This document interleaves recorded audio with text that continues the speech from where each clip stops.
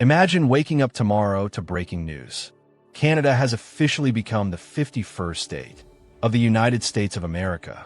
The iconic maple leaf flag is taken down, swapped out for the stars and stripes. Canadian loonies turn into crisp American dollars. And Ottawa's Parliament Hill, it now echoes a chilly, northern version of Capitol Hill. Sounds absurd, doesn't it? That's because it is. Canadians take pride in their unique identity. After all, this isn't just one region. It's a vast federation made up of 10 provinces and 3 territories, each with its own distinct culture, politics, and way of life.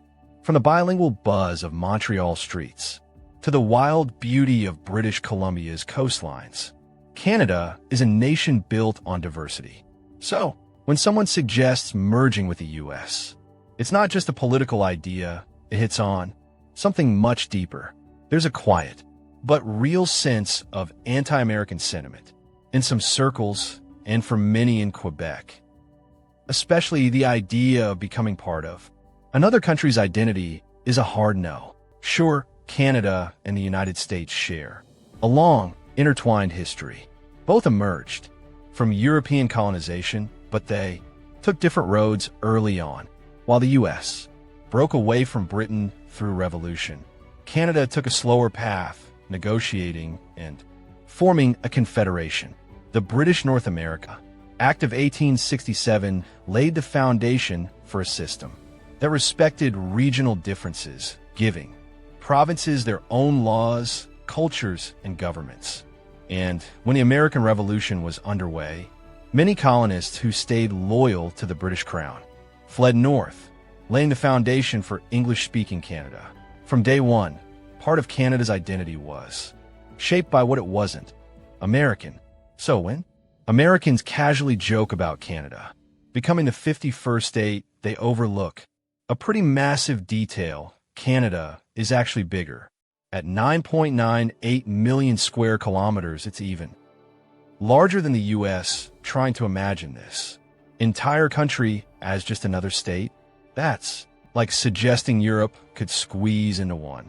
Back in 1969, Prime Minister Pierre Trudeau captured this sentiment perfectly when he told the Washington Press Club, living next to you is like sleeping with an elephant. No matter how friendly and even-tempered the beast one is, affected by every twitch and grunt. That line still rings true today. If Canada ever joined the U.S., it wouldn't come in as a single state. It could mean 10, maybe more, new states, a complete shake-up of American politics. Each Canadian province, especially Ontario, Quebec, and British Columbia, already has its own government managing key policies, like healthcare, education, and natural resources. That kind of autonomy is hard to imagine being folded into the centralized structure of the U.S.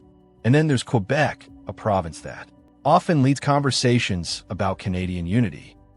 Its desire for independence has always been driven by cultural preservation, not by any interest in joining the United States. Referendums in 1980 and 1995 came close, but Quebec chose to stay in Canada on its own terms. Their dream? Independence? Maybe, but never assimilation. Quebec has built systems, education, media, and legal protections to preserve its French-speaking identity. Merging into the American system would threaten those foundations. Now, let's talk policy. One of the most obvious differences between Canada and the U.S. are in healthcare. Canada's publicly funded system, Medicare, is a source of national pride.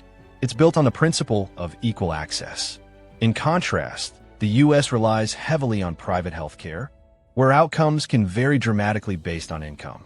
To many Canadians, the idea of losing their healthcare model is a deal breaker. And it's not just healthcare. Canada's social safety net includes strong education support, unemployment benefits, and social security programs that reflect a collective approach to well-being. Economically, Canada is deeply tied to its natural resources: oil and gas in Alberta, forestry in British Columbia, and more. These aren't just economic drivers. They're cultural touchstones.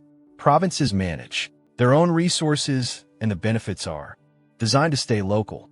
Yes, the U.S. is Canada's largest trading partner. And yes, the two economies are already closely linked through trade deals like NAFTA and its successor, the USMCA. But full political union? That opens up tough questions, especially around who controls what. Canada holds the world's third-largest oil reserves and 20% of the world's fresh water. Right now, those are managed for the Canadian people. And here's the clincher: most Canadians simply don't want to join the U.S.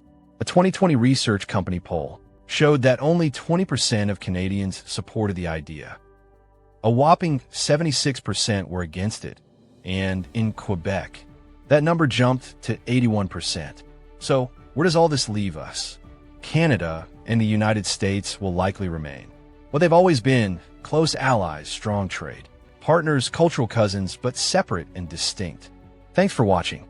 If you enjoyed this video, hit that like button, subscribe, and let us know what you think in the comments. Should Canada ever become the 51st state, or should it continue standing proudly on its own?